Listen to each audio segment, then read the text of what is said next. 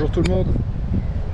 Alors une petite vidéo qui, comme quelquefois, complète un petit peu ce que j'ai déjà fait. Je fais la grimace, mais j'ai pas le vent, le soleil dans les yeux.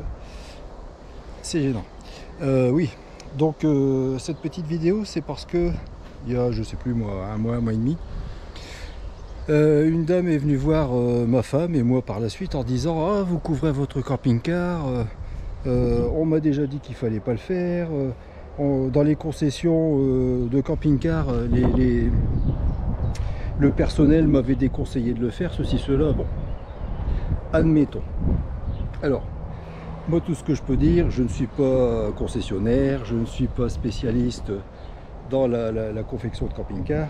Tout ce que je peux vous dire, c'est que je dois avoisiner les 20 années en tant que camping-cariste. Et depuis, on va dire, une vingtaine d'années, tous les camping-cars que j'ai eus ont tous, absolument tous, été couverts de la même manière. Je peux vous assurer qu'en aucun cas, je n'ai eu de problème d'humidité. Jamais, jamais, jamais, jamais ça n'est arrivé. Alors évidemment, il ne faut pas que vous mettiez sur votre véhicule une espèce de toile, vous savez, les toiles en matière plastique, un petit peu comme je vais vous montrer. Voilà, un petit peu comme ce que j'ai là, vous voyez, les espèces de bâches avec lesquelles on recouvre tout et n'importe quoi, hein, que ce soit les tas de bois pour sécher l'hiver ou autre. Évidemment, si vous recouvrez ça avec ce genre de toile, d'abord effectivement, vous risquez d'avoir des problèmes d'humidité, et deuxièmement, avec le vent, en flottant, la toile risque de polir votre carrosserie, et vous allez avoir des traces un petit peu, alors peut-être pas décolorées, mais comme je l'ai dit, ça va polir, ça va être moins brillant aux endroits où ça va frotter. Donc, si vous pouvez, ce qu'il vous faut comme toile, c'est ceci.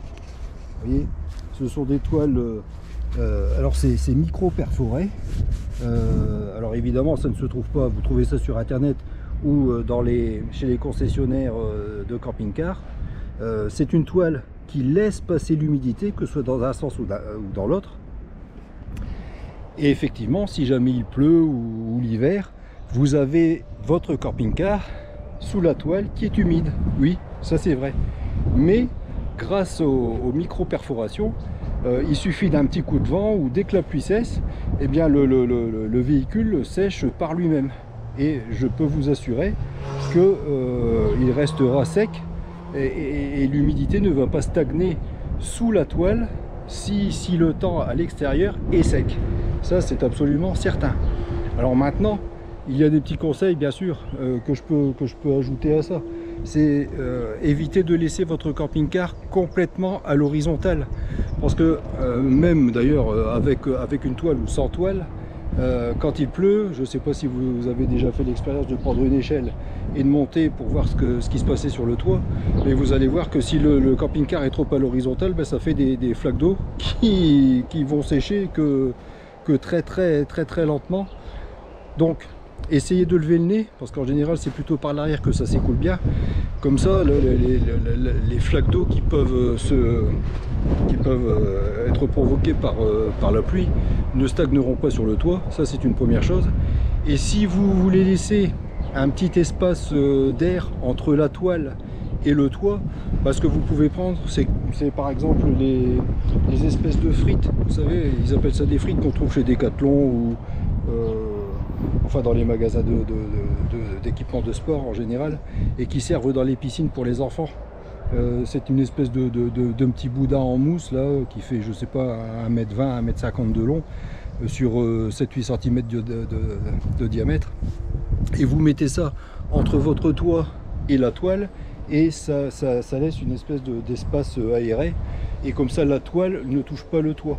Mais bon, ça je dirais que c'est un petit plus, mais soyez assurés que de toute façon, avec ce genre de toile, vous n'aurez aucun souci. Voilà, c'est une petite précision que je voulais faire, parce que bon, peut-être que des gens ont déjà eu des soucis d'humidité, mais je pense que là c'est plutôt dû à une mauvaise étanchéité et pas du tout à cause de la toile. Voilà.